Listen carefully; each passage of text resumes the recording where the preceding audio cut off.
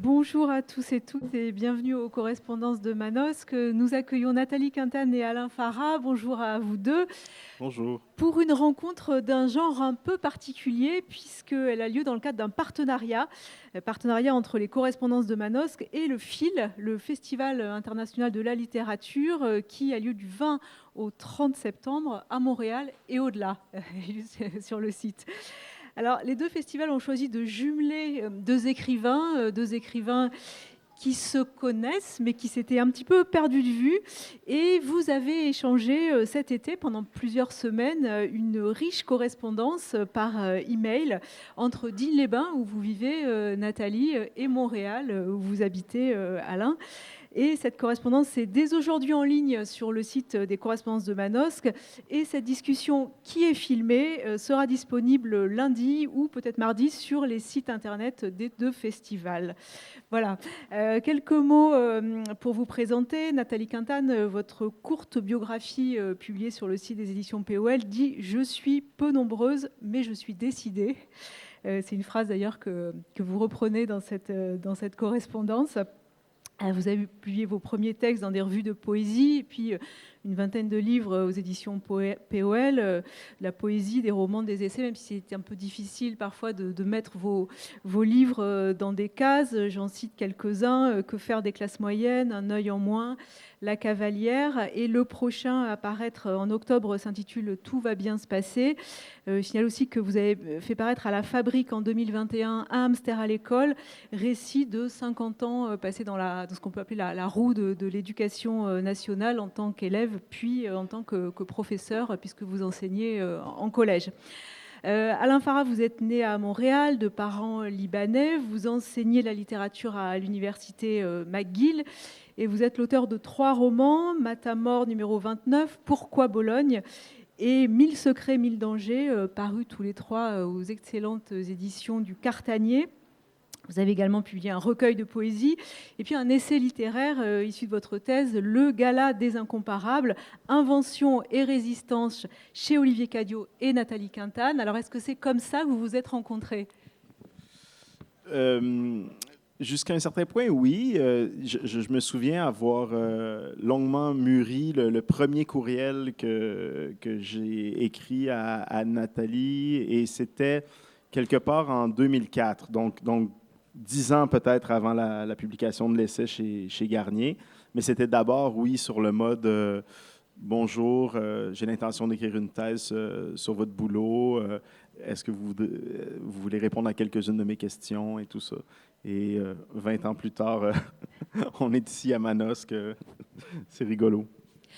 Comment avez-vous accueilli l'un et l'autre, au fond, cet exercice à contrainte qu'est la correspondance, Nathalie Quintane ? Le point de départ, c'est qu'on était un peu au même point. On ne correspondait pas ou plus, étant donné qu'on ne s'écrit plus par lettres. Enfin, moi, il y a très longtemps que je n'envoie plus de lettres par la poste, avec une nouvelle raison récente, c'est que quand on envoie une lettre par la poste, on n'est jamais sûr qu'elle arrivera vraiment maintenant. Donc, ça fait une raison de plus pour ne pas correspondre. Et puis aussi, ce qui me concerne, je ne suis pas spécialement fan des correspondances d'écrivains. Je me méfie un peu parce que quand vous écrivez à quelqu'un qui écrit, vous avez tendance à penser à vos futures publications post-mortem. Donc vous écrivez pas, vous voyez, vous écrivez avec une espèce d'arrière-pensée qui n'est pas forcément très, qui n'est pas détendante. Et donc j'évite un peu d'accumuler de produire moi-même des archives, étant donné que tout le monde s'entend, particulièrement dans ce milieu, à prendre un peu de tout et à le changer en archive illico presto. Donc je me gardais un peu de ça. Et ce qui m'a décidé, d'abord c'est la correspondance, c'est fait par mail, tout simplement, vous imaginez bien. Et puis aussi parce qu'on ne s'était plus vraiment parlé réellement depuis plusieurs années, depuis longtemps, et que c'était vraiment une occasion de oui, de se parler à nouveau et de voir un peu où on en était Alain, puisqu'il est au Québec, il est plus jeune que moi. Enfin, c'était vraiment une occasion de renouer, et puis précisément sur ce qui nous intéresse en particulier, pas seulement, mais pas que, mais c'est-à-dire la littérature, etc. Voilà. Mais au-delà de cette contrainte de la correspondance, il n'y avait pas d'autres directions, au fond. C'était absolument libre. Oui, on n'a pas eu de consigne. Et puis, ce qui est étonnant, c'est qu'on n'a pas pris trop de temps à définir les règles du jeu. C'est-à-dire, on se lance et puis c'est allé comme c'est allé. Puis, si vous êtes curieuse ou curieux, vous verrez sur le site des correspondances que ben, ça prend une certaine vitesse. Et puis, à un moment donné, je trouve qu'on trouve un peu qu'est-ce qu'on essaye de se raconter. Je ne sais pas si je pourrais en lire un extrait. Alors, tout à fait, oui, oui. Ouais. Justement, j'allais vous dire, au fur et à mesure de l'échange, on sent une familiarité qui s'installe entre vous, et c'est justement l'extrait que vous avez choisi de lire l'un et l'autre. Oui. Donc, c'est 12. On a intitulé l'échange 12 étonnements. Donc, c'est 6 lettres de chacun qui s'alternent. Donc, je vais vous lire la troisième que j'écris à Nathalie. Comme ça.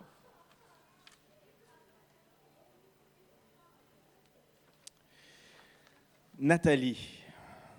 Nati. Je mets ce Nati entre parenthèses et avec un point d'interrogation pour laisser une trace de cette pulsion qui s'est manifestée dès le début de notre échange et que je réprimais jusqu'à maintenant, t'affubler d'un surnom. C'est une habitude que j'ai avec mes amis proches, ça date d'il y a longtemps, ça s'explique sans doute par des motifs analytiques, une pulsion d'appropriation. Il y a un moment où je demande aux gens, est-ce que ça te va si je te surnomme comme ça? Ce sera une marque d'affection, je ne t'y oblige pas, etc. Et les gens me disent oui ou non. C'est peut-être une habitude qui m'a été transmise par ma famille.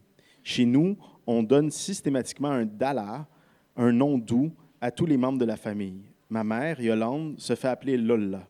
Mon père, Shafik, c'est Chaffo. Mes oncles, Farid et Nabil, c'était Doudou et Baby. Baby était le cadet, il est mort en premier. Mes tantes Eglal, Guigui et Sylvie, Vivi, etc., etc., etc. Je pourrais te faire l'arbre généalogique au complet, c'est systémique. Dès lors, j'ai fait la même chose avec mes proches. Philippe Charon, vieille dame, Jean-François Hamel, Champy, Alexis Morin, Alex, Daphné B, nièce, Fanny Britt, Fan, Stéphane Larue, Larue. Ce qui me touche dans cette pulsion de nomination, tu reconnais le syntagme de Prigent, bon Dieu que je suis redevable, ces essais ont changé ma vie. Cette pulsion de nomination à ton égard, c'est que nous ne sommes pas tout à fait proches. La preuve, il faut se faire payer pour qu'on s'écrive. Mais je ressens envers toi une grande affection. Cette dernière est attribuable à la fois à ce que tes textes, depuis 2003, année de leur rencontre, j'ai acheté l'une des copies de Formage qui avait fait son chemin jusqu'à Montréal, mais aussi du fait que nous nous sommes mis à échanger 2 ans plus tard et qu'à ce moment-là, tu as été généreuse et franche avec moi en ne me prenant jamais de haut, même si d'emblée, la position dans laquelle nous étions, le thésard qui discute avec son sujet, produisait de la hiérarchie. Je ne sais pas si Nati est le bon Dalla, mais tout ça me donne à penser aux amitiés littéraires qui sont une chose compliquée quand on aime les gens mais moins leurs textes, et totalement magique quand on aime les gens et qu'on admire leur craft. Tu as bien vu que je t'ai choisi 6 écrivains québécois pas tirés des vers. Je joue souvent avec les accents. Parce que dans une lettre précédente, Nathalie fait référence au fait qu'il y a un moment qu'on échangeait, je me suis mis à parler à la parisienne et c'était super sympa, quoi. Et elle dit, c'est... Donc, on parle du fait de prendre des accents. J'ai souvent joué avec les accents. Quand j'étais gamin, je faisais marrer ma famille en imitant un mollah vu à la télé. L'islam n'est pas contre l'Occident, l'islam est contre le mal. Succès fou devant Soussou et Bila. Je ne comprenais pas leur réaction étant ancrée dans une. Je ne comprenais pas que leur réaction était ancrée dans une profonde islamophobie qui parlait aussi du binôme maître-disciple en mode carnaval. Ma famille libanaise était très bien intégrée en Égypte du fait de leur collaboration avec les forces européennes, jusqu'à ce que l'arabisation chasse l'Occident et leurs alliés. Voir un gamin de 7-8 ans, à l'accent québécois de surcroît, imiter un prédicateur salafiste, avait probablement quelque chose de cathartique. Je m'arrête là. Je lis un peu la suite ou... Oui. Allez. Donc, c'est un peu interrompu. Vous aurez l'entre-deux en allant sur le site. Allez. Voilà.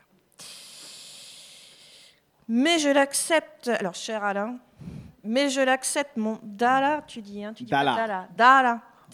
Voilà. Dala. C'est la lettre A. Ne serait-ce que pour pouvoir dire, moi, j'ai un Dala. Alors, un Dala, c'est le petit nom que m'a donné mon ami libano-québécois Alain, c'est Nati. Comme ça, je commence à vraiment faire partie de tes potes, de la famille. L'étape suivante, c'est que tu viennes à Digne.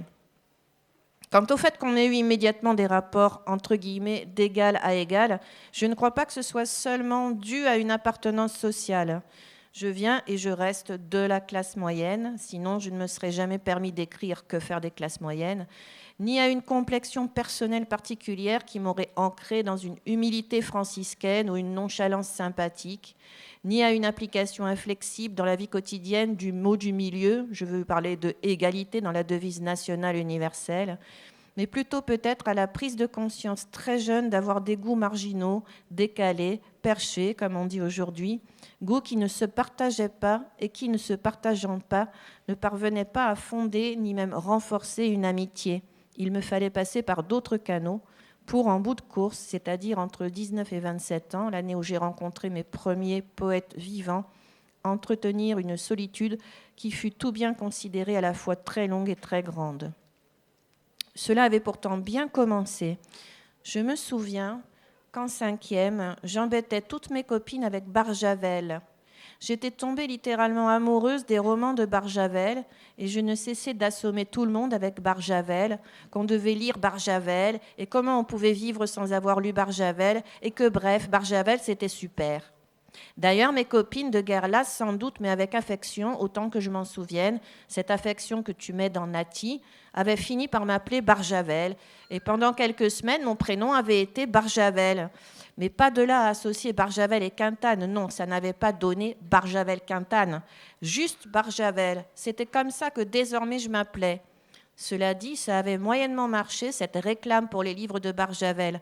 Alors tu penses, si ça ne marche déjà pas avec un romancier aussi connu que Barjavel, imagine avec d'autres. Bon, voilà, je vais peut-être m'arrêter là. Merci. C'était la partie sur les surnoms.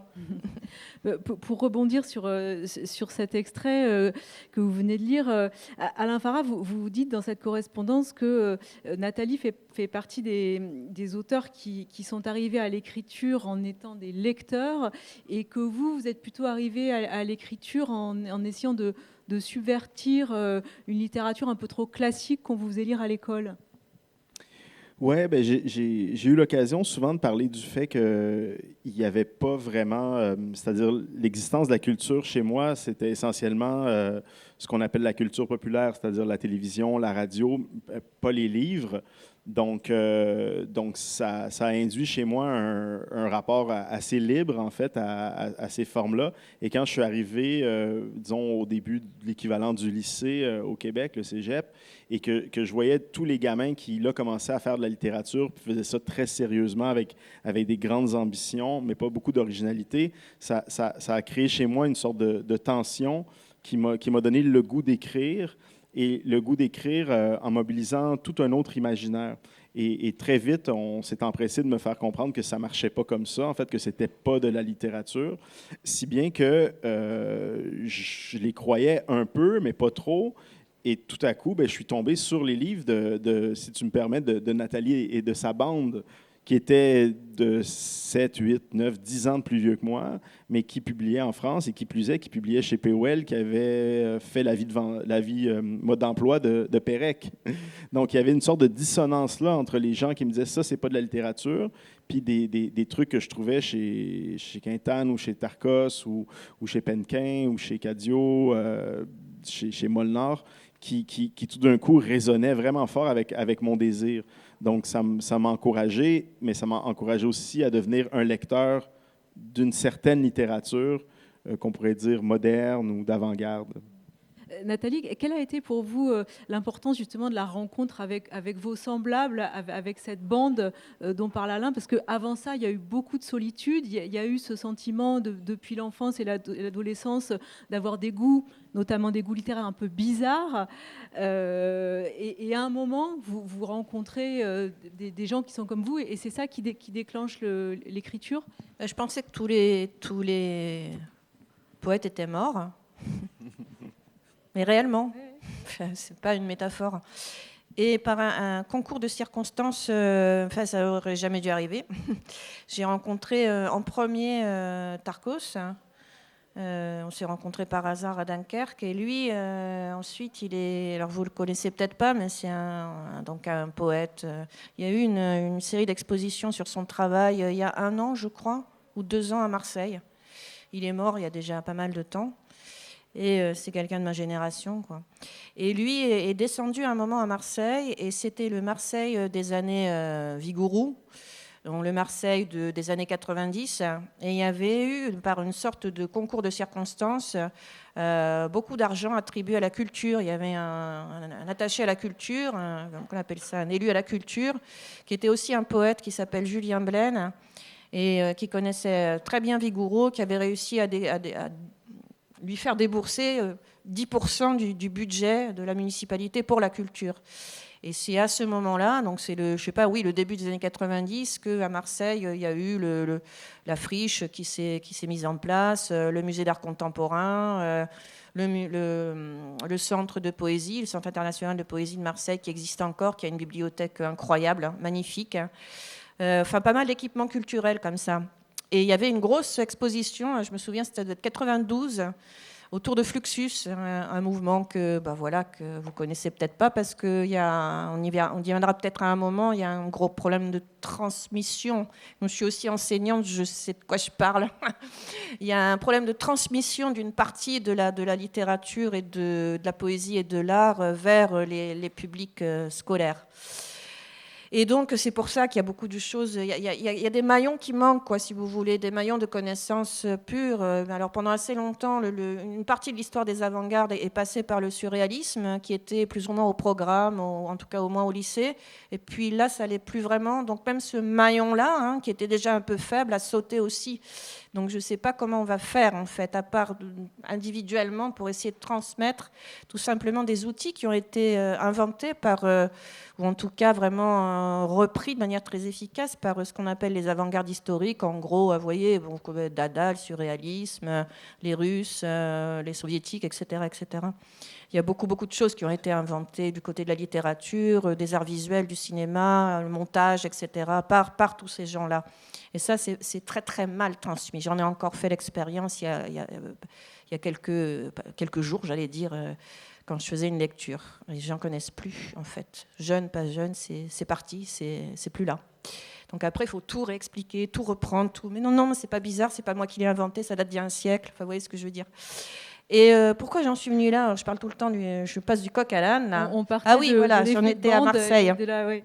Ouais. Et c'est là que, donc, dans les années 92-93, grâce aussi autour de ce lieu du centre de poésie de Marseille, et puis de festivals qui existaient à l'époque, festival de Cavaillon, il y avait pas mal de festivals de poésie qui faisaient venir aussi des poètes dits visuels, sonores, etc. Enfin, c'était assez ouvert et en lien avec l'art contemporain, tout simplement. C'était pas, ou même le spectacle, si vous voulez, la musique improvisée. Il y avait des passerelles comme ça, qui n'étaient pas juste dans des espèces de, vous savez, de volonté un peu. Oui, nous on fait des choses hybrides, on ouvre les portes et tout, puis en fait, pour de vrai, il n'y a rien, ça ne se passe pas, quoi, si vous voulez. Les choses sont assez cadrées et assez compartimentées dans ce pays et sans doute dans d'autres pays. Mais bon, à l'époque, il y avait comme ça, ça circulait pas mal. Et c'est là qu'on s'est rencontrés tout simplement, dans ces festivals, dans ces rencontres. Voilà, moi, je suis descendue à Marseille pour voir Tarkos à un moment, puis j'ai rencontré les autres.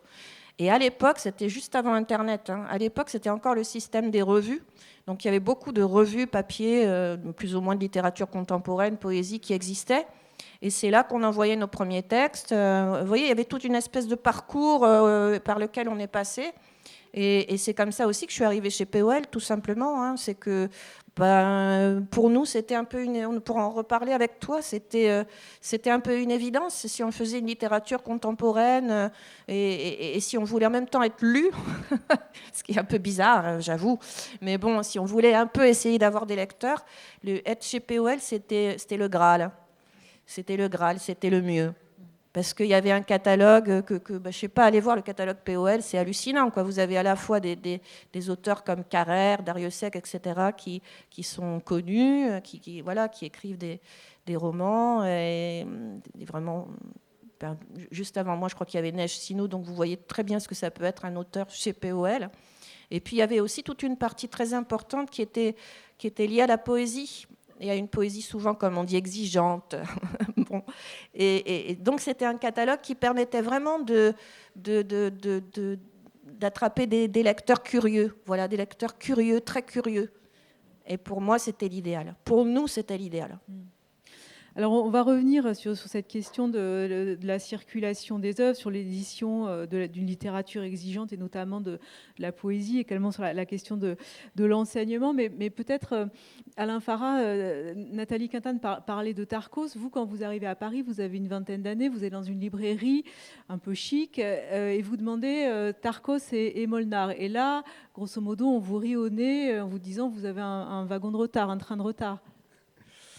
Ou d'avance, parce que... Ça dépend de quel point de vue on se place. Oui, c'est ça, exact, parce que les gens me regardent en sachant pas du tout de quoi je parle, et ça me trouble, parce que dans le fond, je viens de la province québécoise, je tiens dans mes mains ces livres, justement, qui portent la force symbolique de ce que c'est, hein, POL, de ce que c'est d'être dans une grande maison parisienne et tout ça. Donc, pour rappel, POL a créé POL après avoir été longtemps chez Hachette. Donc, quand je parlais de La vie mode d'emploi, c'est un livre qui a d'abord été publié chez Hachette à l'époque. La collection s'appelait POL. D'ailleurs, le logo, les deux logos sont très beaux, mais le premier logo est magnifique avec un abécédaire qui arrivait à la lettre P, se transforme, et puis c'est les lettres POL. Et donc, pour moi, c'est une évidence que quand je vais débarquer à Paris, que je vais aller dans la première librairie je sais pas, près du Café de Flore, et que je vais demander mon Tarcos, on va me dire, bien sûr, elles sont là, les bibliothèques de Tarcos et tout. Donc, il y a quelque chose de très dissonant, en fait, dans ma perception. Et Nathalie, dans la correspondance en parle comme d'une blessure augurale, qui fait que là, je me rends compte qu'il y a peut-être quelque chose entre ma représentation puis le monde qui ne fonctionne pas, en fait. Et donc, je ne suis pas en mesure, à cette époque-là, de réaliser la position hyper excentrée ou minoritaire de ces pratiques-là. Alors justement, j'ai l'impression que le sujet vraiment qui court tout au long de cette correspondance, c'est la question du centre et de la périphérie, du centre et de la minorité. Nathalie Quintagne, enfin, vous écrivez cette phrase, la littérature à Paris est morte de ne pas s'être provincialisée. Et je trouve que c'est assez juste sur comment la périphérie, la province peut vitaliser quelque chose de la littérature. Alors, comment dire ? Bon, c'est un peu une punchline, hein. Il y a toujours des exceptions. Mais comme j'ai cette espèce de... Enfin, le travail que je fais, cette espèce de place un peu intermédiaire, enfin, entre deux chaises, il m'est arrivé d'aller dans des endroits beaucoup plus normaux, si vous voyez ce que je veux dire. Enfin, ici, c'est normal, hein, mais dans vous voyez, des festivals plutôt pour les romanciers. Et c'est là que j'ai compris d'abord ma place, parce que quand vous êtes... vous voyez, il y a PPDA à votre gauche et il y a je ne sais pas qui à votre droite, vous comprenez bien le problème. Hein. C'est-à-dire que vous êtes à votre petit stand pour signer vos livres, et puis les lecteurs, et c'est normal, ils ne vous connaissent pas. Vous voyez, vous avez été invité parce que la programmatrice a bien aimé votre livre, mais bon, les autres, ils ne vous connaissent pas. Et donc, les lecteurs, ils passent, et puis ils regardent un peu comme ça votre livre, là, et puis hop, ils le reposent, et ils passent à la table d'à côté où il y a quelqu'un de plus... C'est des détails comme ça qui vous font comprendre cette place très inconfortable et en même temps magnifique, parce que du coup j'ai pu circuler dans des endroits où j'aurais pas pu circuler autrement, qui fait que vous êtes là comme un cheveu sur la soupe, et que en fait les choses sérieuses se passent ailleurs. Les choses sérieuses se passent ailleurs.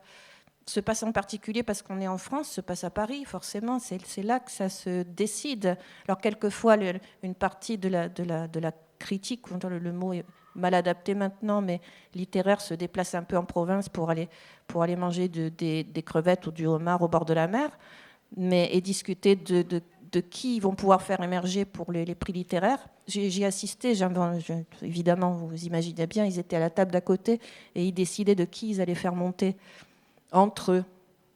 Et de fait, c'était un peu ça. C'était l'été, et puis la rentrée est arrivée, la rentrée littéraire, et en effet, celui dont il parlait, qui était un primo-romancier, est monté d'un coup un peu dans toutes les rédactions. Après, il a disparu, mais c'est pas tout. Et ce que je veux dire, c'était un truc qui était quand même en partie fabriqué, quoi. En partie, pas en totalité, mais en partie. Peut-être que maintenant, ça a changé un petit peu, ce que j'espère.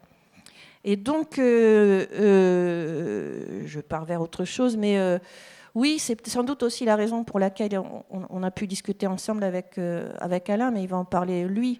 Après, je ne sais pas si le fait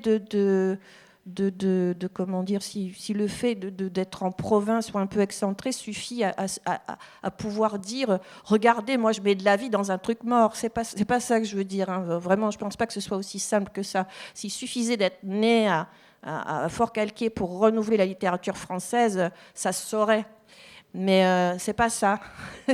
Et je vais laisser parler Alain, parce que tu es un autre type de province, quoi. C'est pas la province française, c'est autre chose. Ben, Louis XV nous a abandonnés, vous savez.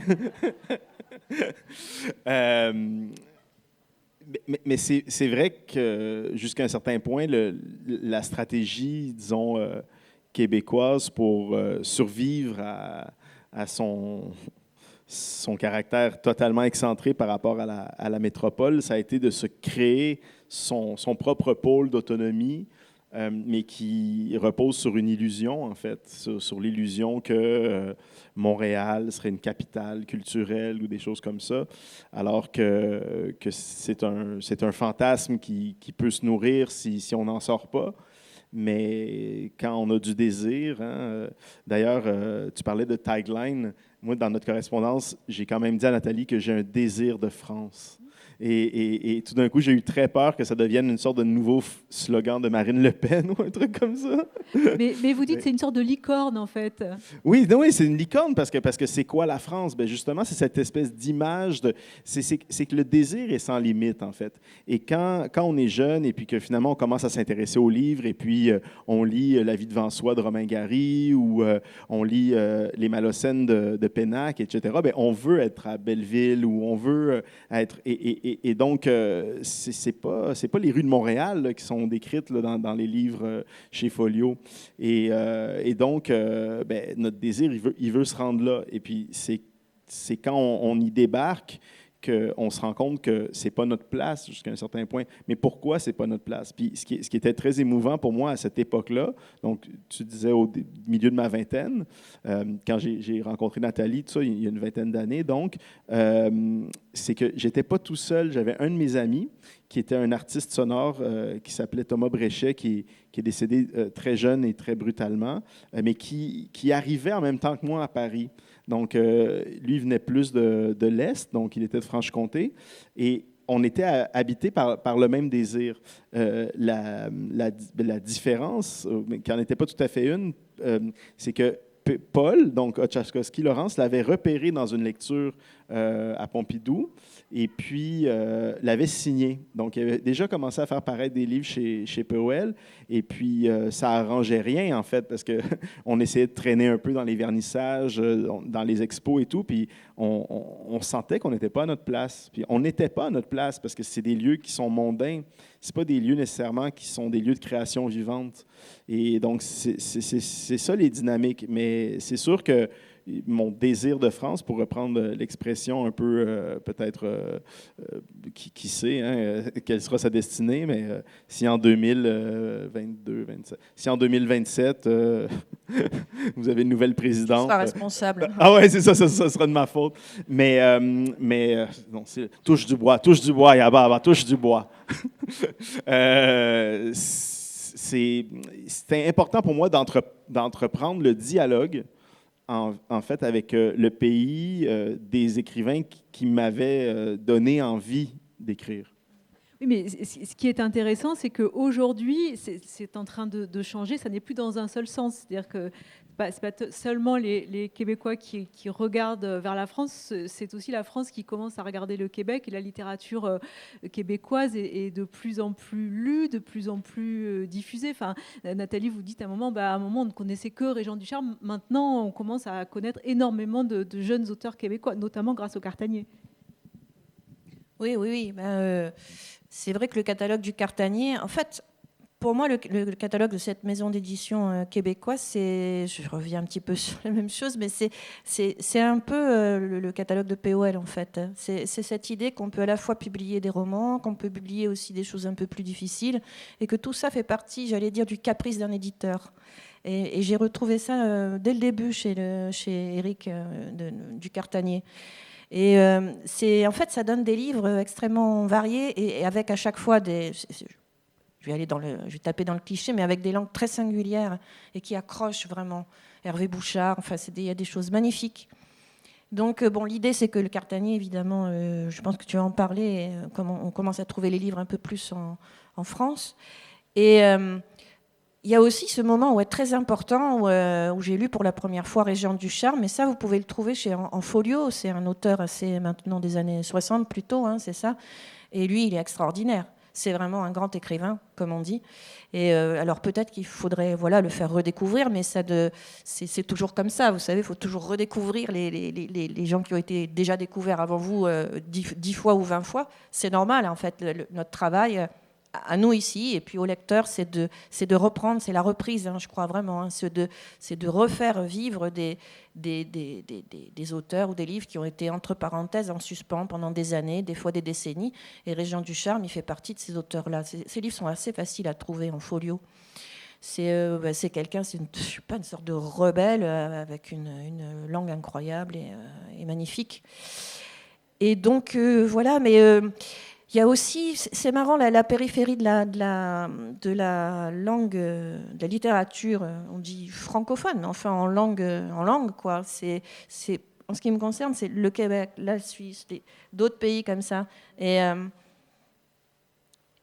vraiment, ça vous fait faire un pas de côté quand même. Et voilà, c'est là qu'on voit qu'il y a une langue, une littérature française. Voilà. Oui, vous citez notamment Gwenal Stub, que vous admirez tous les deux, qui ne publie plus malheureusement depuis 10 ans. Et elle est belge.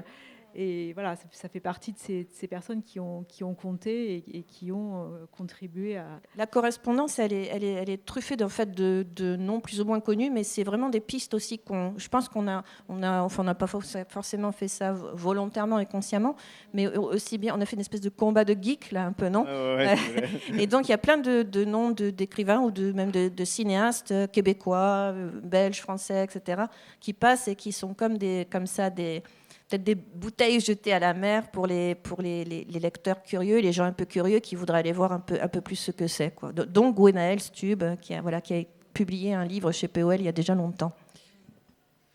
Vous constatez, Alain Farah, en effet une amélioration de la circulation entre les auteurs québécois et les auteurs français.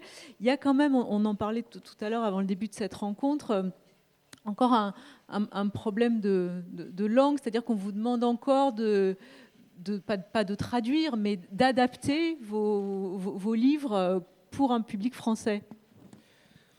En fait, on ne le demande pas. C'est-à-dire, on peut bien faire ce qu'on veut. Mais moi, par exemple, j'ai eu envie, en fait, avec l'histoire que j'ai eu envie de raconter dans mon dernier roman, donc 1000 secrets, 1000 dangers, qui est l'histoire des 24 heures entourant mon mariage, si on veut, d'éloigner toute possibilité d'écran ou de bruit qui serait de d'ordre lexicaux, en fait. Et à un moment donné, et puis je me suis retrouvé dans un colloque il y a quelques semaines ici à Paris où les gens s'intéressaient un peu à mon boulot. Et puis quand ils ont su qu'il existait pour ce roman-là, donc la copie que vous avez ici, c'est la French Edition. Donc évidemment, c'est une French Edition. Et ils disaient, mais comment une telle chose est possible? Pourquoi vous acceptez de... Mais nous, ce qu'on veut, à un moment donné, c'est d'être lu aussi. Et puis, c'est le mouvement dont tu parles qui m'encourage, c'est que lentement, on défolklorise un peu ce rapport-là. Mais c'est long quand même. C'est long peut-être, c'est plus long pour un peuple comme le Québec parce qu'il y a un rapport d'affection très fort entre les deux pays, mais qui est quand même un rapport de petits cousins, là.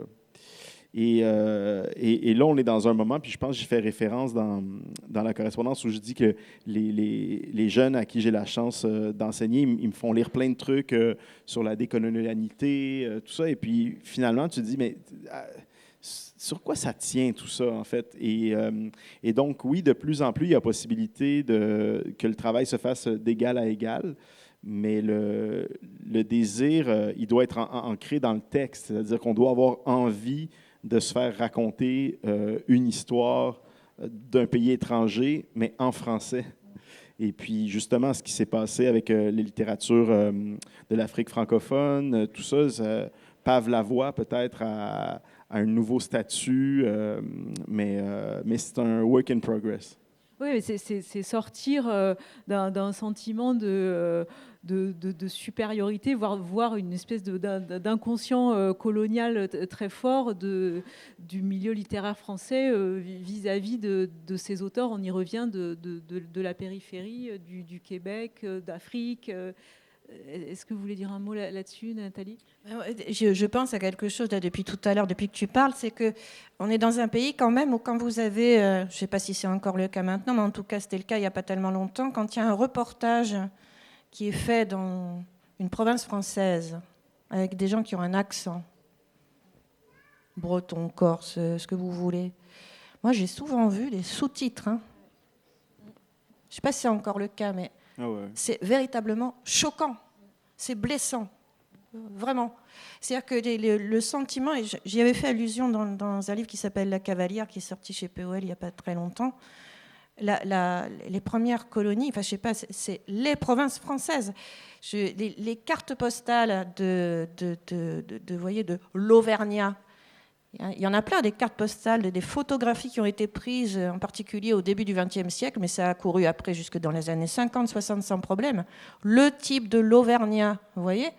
Alors après, c'est facile, évidemment. Hein. Le type de l'algérienne, voilée, etc. Vous voyez, mais il y a des racines très profondes qui fait qu'il y a une espèce de...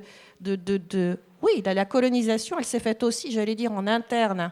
C'est difficile à penser, c'est peut-être un peu excessif, mais réellement, il y a les paysans auvergnats ou les paysans de je ne sais plus quel, vous voyez, des Basses-Alpes, puisque c'est pas loin et qu'on y est presque, étaient vus réellement sur ces photographies comme des indigènes, photographiés comme des indigènes.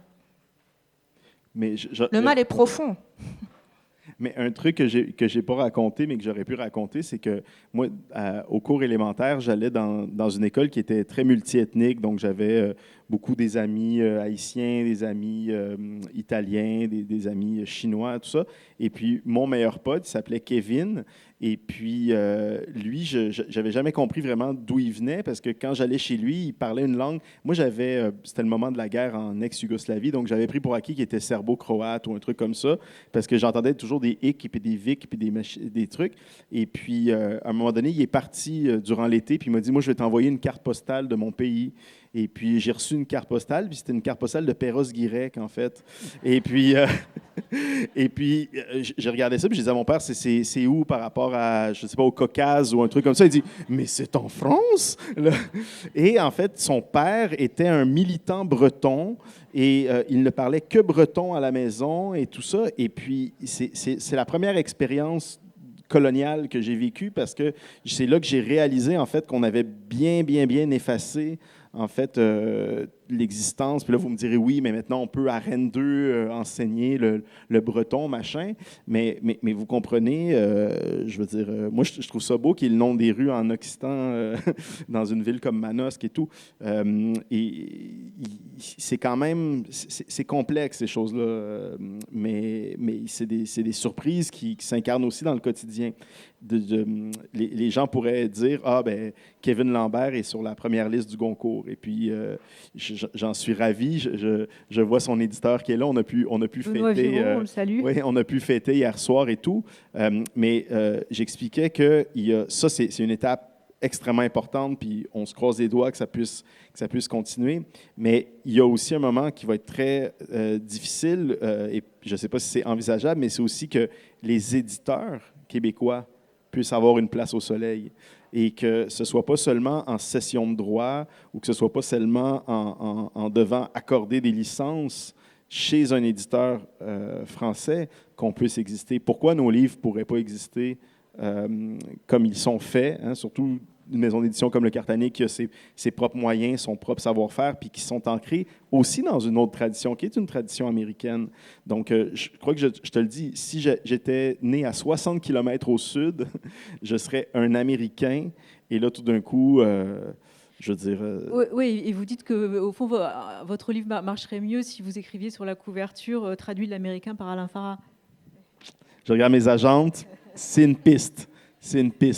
Traduit de l'américain. Oui, mais j'en suis convaincu. Nathalie Quintane, vous faites remarquer qu'il se passe aujourd'hui dans le champ de la littérature ce qui s'est passé dans le champ du cinéma il y a une vingtaine d'années. C'est-à-dire qu'à un moment, on parlait du cinéma du milieu et au fond, vous dites en littérature aujourd'hui, cette littérature du milieu, ce pan du milieu est en train de flancher.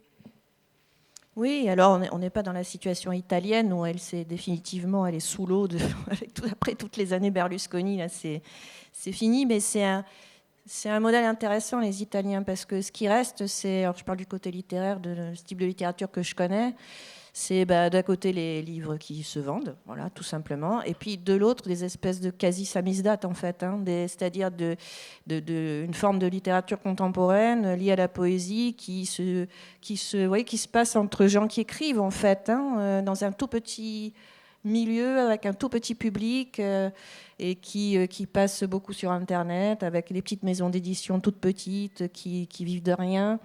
Et ce que je crains, ce que je crains, c'est qu'à terme, un jour, même si ce n'est pas du tout la situation en France, heureusement, parce que les éditeurs tiennent le coup, parce qu'il y a des festivals comme celui-ci, en Italie, ça n'existerait plus, je ne pense pas. Enfin, faut comprendre ce qui, dans des pays où ça, le pan du milieu s'est cassé la figure, il faut comprendre ce que ça donne. Ça veut dire que je ne serai pas ici, toi non plus, vous ne seriez pas ici non plus, les correspondants ne seraient pas ici, POL ne serait sans doute plus du tout là non plus. Et je ne parle pas des éditeurs qui vendent un peu moins. Vous voyez, il y a toute une part de ce cinéma, de cette littérature, de cet art vivant, mais qui n'est pas immédiatement bankable, qui ne serait plus là. Donc après, ce que ça donne, c'est que ça se réduit à peau de chagrin, en fait, tout ça. Alors, on n'en est pas là du tout en France, mais qui est un pays un peu, pour le moment, assez indemne de cet effondrement, en fait, hein, qui a lieu dans d'autres pays. Mais c'est de ça dont je voulais parler, parce qu'on a toujours... La situation est tellement fragile, vous avez compris dès le début, hein, on se dit, oh là là, quelle chance, j'ai enfin trouvé cet éditeur, oh là, quelle chance, j'arrive à vendre 800 copies ou 1500 livres, quel miracle. Vous comprenez, le truc, ça tient à peu de choses. C'est encore cette histoire de la transmission, hein, le fait que vous soyez ici, voilà, c'est une partie de la transmission, ça, c'est sûr. Et ça passe aussi beaucoup, évidemment, par l'école. Et c'est très fragile, c'est-à-dire que si d'un coup vous enlevez, je ne sais pas, une première approche du surréalisme, c'est plein de choses qui se cassent la figure. Plein de choses qui vont devenir étrangères, totalement étrangères, et qui faisaient partie, jusqu'à il y a peu, de notre culture, malgré tout. Est-ce que cette littérature du milieu est aussi menacée au Québec? Est-ce que c'est après le même genre de situation?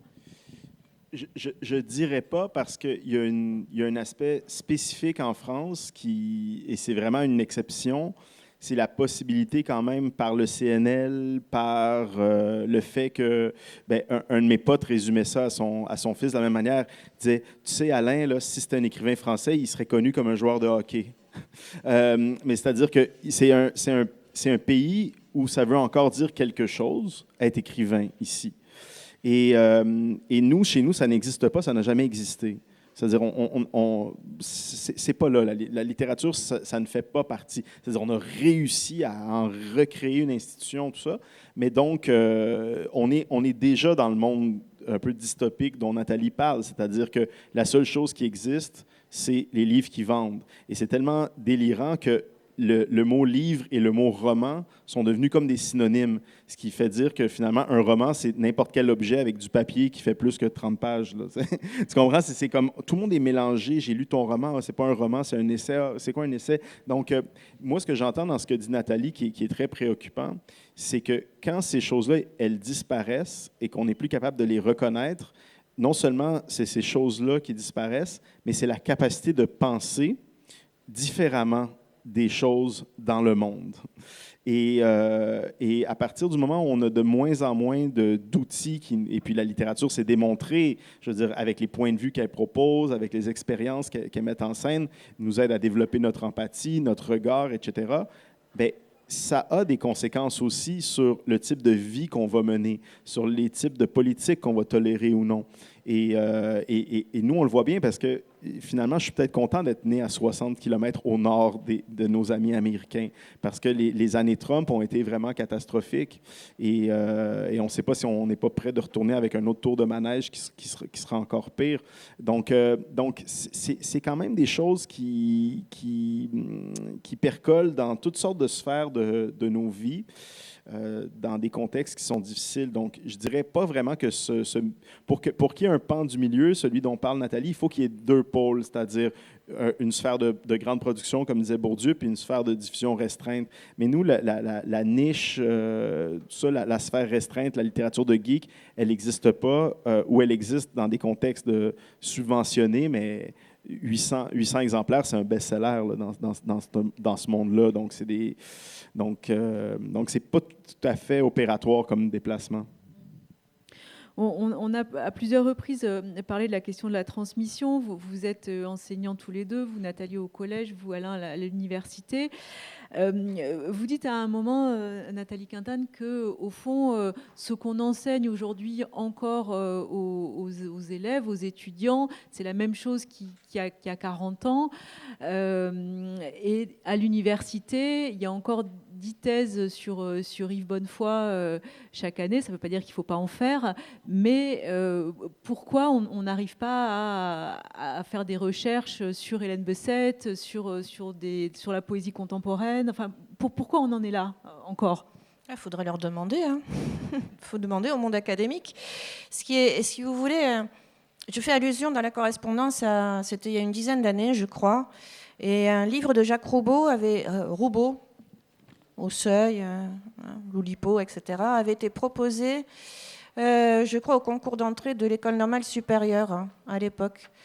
Et il y avait eu une levée de bouclier, mais comment proposer quelqu'un d'aussi peu sérieux que Jacques Roubaud à ce type de concours, qui est quand même un concours très très sérieux, qui forme l'élite de la nation.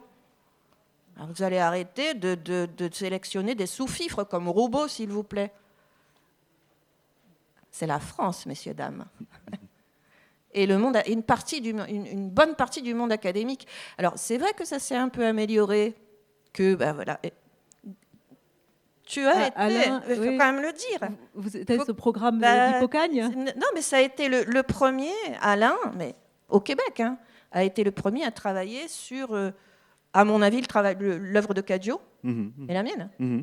Cadio, à l'époque, c'était quand même déjà quelque chose, quoi. Je ne parle pas de ce que je fais, mais Cadio, c'était déjà quelque chose. Mais il a fallu que ce soit Alain Farah qui commence, qui fasse... Parce que l'important, c'est les débuts, si vous voulez. C'est quelqu'un qui a l'audace de proposer un travail de thèse sur des livres, sur des auteurs sur lesquels personne n'a jamais travaillé.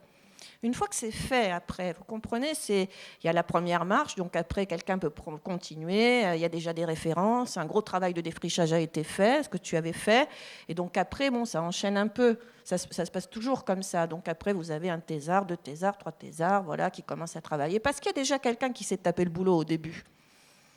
Donc c'est par toi que ça a commencé. Et en France, évidemment qu'il y a forcément, je pose des thèses sur B7, qui est abondamment, maintenant, qui a été republié par le Nouvel Attila, qui a été publié avant, sorti des limbes, total, par Laure Limongis chez Léo Cher, il y a déjà pas mal de temps. Hélène B7 est un très grand écrivain. Pour moi, à la hauteur de Duras. À la hauteur de Duras. Elle avait été, à l'époque, repérée par Queneau, soutenu par Duras, années 50-60. C'est un écrivain capital, quoi, pour aujourd'hui, mais pour son époque aussi, qui est passé un peu sous les radars pour plein de raisons, qui était publié chez Gallimard. Et vous pouvez retrouver ces livres très, très facilement maintenant, puisque ça a été tout republié, ou c'est en cours vraiment de republication. Capital. Alors évidemment, maintenant, oui, il y a certainement quelques thèses qui sont sorties, enfin j'espère du moins, je ne sais pas où ça en est, sur le travail de B7. Et là, on peut se dire, regardez, madame, vous exagérez, vous voyez, Roubaud, maintenant, tout le monde le connaît, B7, il y a des thèses. Oui, mais il faut voir combien. Combien par rapport à... J'adore Marcel Proust, mais enfin, combien par rapport à Marcel Proust, quoi? Combien? Faut que ça se renouvelle, quoi, si vous voulez. Sinon, ça s'épuise, ça se fatigue. Bien sûr qu'une grande œuvre, c'est éternel et qu'on va toujours trouver des choses différentes suivant l'époque sur une grande œuvre. Mais il faut que l'université française, en tout cas dans la partie littérature, s'ouvre, se renouvelle, soit vivante. Et que ça ne tienne pas juste à quelques exceptions. Bien sûr qu'on va toujours trouver tel ou tel enseignant, et davantage qu'à mon époque, j'allais dire davantage que quand j'étais jeune, parce que j'ai fait des études de lettres. C'était déjà la catastrophe, il y a 40 ans. Et bien sûr que maintenant c'est un peu mieux. Voilà, je connais des jeunes gens qui essayent de faire passer d'autres choses, mais c'est quand même très très minoritaire encore. Et je pense que, vous voyez, c'est le petit prisme de la littérature et des études littéraires. C'est le tout petit prisme. Ce que je crains, c'est que ce soit très représentatif de tout le reste dans ce pays. Et ça, c'est très inquiétant. Et je ne vois pas pourquoi la manière dont ça se passe dans le monde académique, et en particulier dans les études de lettres, ne serait pas représentative de ce qui se passe ailleurs. Je ne vois pas pourquoi. Je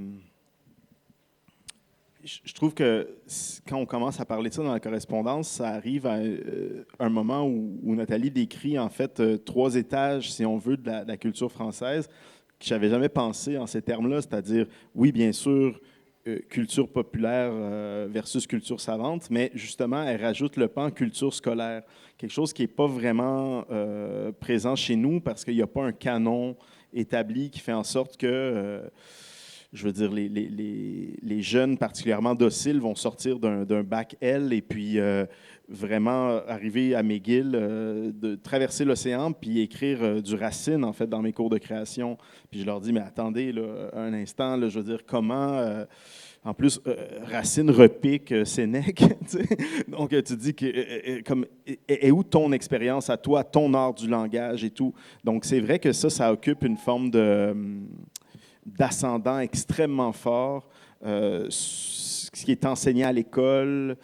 Après, il y a de la résistance, il y a des profs de fac qui essayent de faire apparaître le contemporain, tout ça. À l'époque, moi, c'était un peu ça, c'est-à-dire que je m'étais dit, bon, ça me saoule de faire une thèse, mais peut-être moins si c'est une thèse sur Cadio et Quintane, est-ce que je peux? Et puis la chance que j'ai eue, c'est que j'étais pas très loin d'ici avec Jean-Marie Glaise, puis qui m'a dit, bien sûr que tu peux. Donc, il y avait un espace à l'ENS en plus, pour justement faire en sorte qu'à toutes les semaines, on avait des gens, Bernard Heitzig, Édouard Levé, à chaque semaine, c'était une personne différente. Nathalie, tu étais venue très souvent. Donc, il y a de la résistance, puis l'espèce de projection que fait Nathalie, j'ai envie de dire, tu cites presque Germaine de Staël, en fait, parce qu'elle dit ça, elle dit, une démocratie en santé, c'est une démocratie où la littérature peut s'épanouir. Et puis, l'exercice même de... Moi, je considère que c'est le défi de transmission, il correspond aussi à, dans le fond, apprendre l'exercice même de la lecture. J'en parle aussi parce que j'ai des enfants, des adolescents et tout ça, puis juste s'asseoir et de regarder un livre et de passer d'une page à l'autre, on en est là en termes de difficulté. Donc, on peut évidemment se rassurer entre nous. Et puis, l'université, dans le fond, c'est ça qu'elle cherche à faire en nous servant encore Baudelaire, qui est un génie. Mais comme dit Nathalie, c'est toujours les fleurs du mal. C'est pas les petits poèmes en prose et ça ne sera surtout pas les écrits sur l'art. Donc, en se donnant une image de nous-mêmes qui correspond à ce qu'on voudrait être, c'est l'autre nom du déni, dans un sens. Donc, c'est des dynamiques qui sont politiques, je pense. On arrive à la fin de cette rencontre. Peut-être un mot de l'adaptation au cinéma de 1000 secrets, 1000 dangers, qui est en cours par le cinéaste québécois Philippe Falardeau. Vous écrivez ensemble. Oui, mais c'est surtout très cool qu'est-ce qui se passe dans la correspondance quand ça arrive. Je ne sais pas si on peut, avant d'en dire un mot, parler de comment ça arrive, parce que tu dis, oh aïe aïe, ça ferait toute une série, ce livre. Enfin, une super série, parce que c'est un peu comme, vous savez, vous connaissez Le Seigneur de Oliveira dans Tintin, il se passe des tas de trucs. Là, et 1000 secrets, 1000 dangers, c'est ça, c'est un livre où les histoires comme ça s'emboîtent, s'enchaînent, bifurquent à droite et à gauche. Et donc, ce qui m'est venu à l'esprit, c'est tout de suite, mais il faut que ce soit adapté en série. Donc, ouais, tu m'as répondu. Et là, Nathalie me dit il faudrait que ce soit une série. Et moi, je veux dire, il n'y a pas de hasard. Ça arrive au moment où je sors d'une longue et pénible négociation avec mon camarade avec qui j'ai écrit le film, donc Philippe, parce qu'il me dit regarde, je sais qu'on s'est dit qu'on ferait un film, mais ça ferait une série. Ça ferait vraiment une série cool. Et puis, dans le fond, c'est dans le contexte de production. Alors, je ne sais pas si vous l'avez vu, elle est vraiment magistrale, la série que Xavier Dolan a produit, notamment avec Canal, donc, qui s'appelle La Nuit, où Laurier Gaudreau s'est réveillé. Et puis, donc, on est capable de faire des séries high concept, comme ils disent. On parle d'un 5 épisodes avec 20 millions de budget. Donc, c'est du HBO, là. C'est fantastique. C'est une merveille, cette série. Et donc, un peu comme Philippe, Xavier travaille un peu dans les mêmes, comment je pourrais dire, dans les mêmes contextes de production. Tout ça, Philippe m'a dit, qu'est-ce que tu en penses? Et moi, et là, je lance un cri du cœur à Nathalie là-dedans et je lui dis, non, je crois vraiment, j'ai un désir de France, j'ai un désir de cinéma. Parce que c'est le rituel, c'est le fait de pouvoir se déplacer, c'est le fait de, je résume, on ne peut pas plier ses vêtements, vous comprenez, au cinéma. Moi, c'est ça qui me fait peur, c'est que je plie mes vêtements devant des séries télé. Et puis, je ne voudrais pas qu'on fasse ça devant mon film, vous comprenez? Parce que vous ne pouvez pas plier vos vêtements en lisant mon roman. Vous comprenez? C'est impossible. Ou alors, vous avez des technologies vraiment qui m'échappent. Mais donc, oui, ça, c'est une chance que j'ai eue. Donc, le roman au Québec, tout de suite, a rencontré l'adhésion du public, tout ça, dans des échelles que je pensais jamais en fait rencontrer.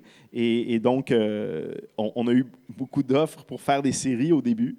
Mais le monde de la télévision étant ce qu'il est, moi, ça ne me convenait pas comme condition de travail du point de vue créatif. Et puis, un des cinéastes que je préfère, Philippe Falardeau, a fini par m'écrire. Et donc on a presque fini. Ça a été un gros travail. Ça fait 1 an et demi qu'on travaille sur le scénario. Donc, on a presque fini une version qui va être déposée aux institutions. Donc, je crois que c'est un peu analogue. Je crois qu'il y a un financement public important ici en France aussi. Mais donc, on se croise les doigts, on verra. C'est rare de l'avoir du premier coup, mais ce qu'on se dit dans la correspondance, c'est que je pourrais repasser, vous présenter le film. Ouais. Voilà, c'est-à-dire que vous rêvez, Nathalie, de voir ce film projeté au cinéma de Fort-Calquier, qui est le meilleur cinéma de France. Vous connaissez le Bourget, le meilleur cinéma du monde? Voilà, alors on a dit quoi, 2027, c'est ça? Au pire. Au pire 2027, Alain revient avec Philippe Falardeau et je ne sais pas si Fabien est là, mais toute une rétrospective Falardeau au Bourget, à Fort-Calquier. On vous donne rendez-vous.